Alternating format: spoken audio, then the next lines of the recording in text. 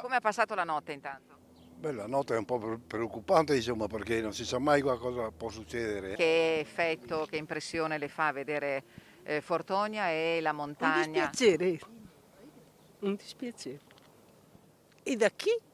E da chi? Questo è il problema. Che ci sia una mano sacrilega dietro l'incendio che ha scatenato un inferno sopra l'abitato di Fortonia pare nessuno abbia dubbi. All'attenzione dell'autorità giudiziaria non solo i controlli eseguiti ieri mattina all'uscita delle strade di accesso alla valle, ma anche la circostanza di una esercitazione militare del Comando Forze Operative Nord in corso nella contestata zona del poligono Monte Serva Nord già dallo scorso 9 marzo, che si sarebbe dovuta concludere a fine mese. L'interrogativo è inquietante, si rincorre di bocca in bocca nel paese sotto il costone di roccia separato dalla statale 51 dalla linea ferroviaria chiusa per motivi di sicurezza.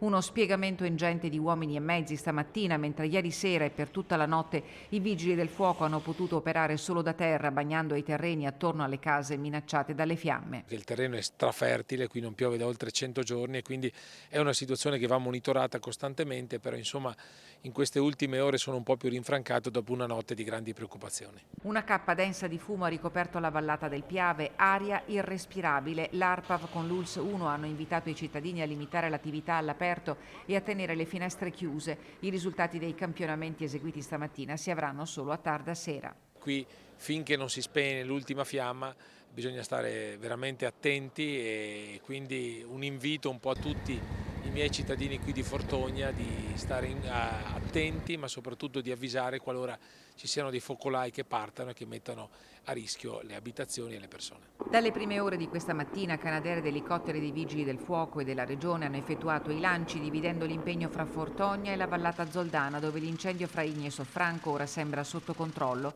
La 251 resterà chiusa almeno fino a lunedì per consentire a Veneto Strade di eseguire la realizzazione di un paraschegge lungo almeno 600 metri per scongiurare il rischio della caduta di sassi sulla carreggiata.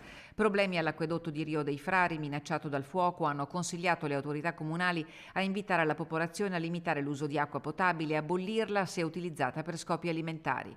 Incalcolabili danni ambientali e timori per ciò che potrà accadere a emergenza conclusa, quando la montagna sarà certamente più fragile. Frane, smottamenti saranno più frequenti e questo è sicuramente un grande rischio anche perché l'abitato di Fortogna si trova sotto la montagna e quindi questo secondo me è molto preoccupante. Faremo delle indagini geologiche quanto prima per cercare di capire come poter intervenire per salvaguardare questo paese, il nostro paese.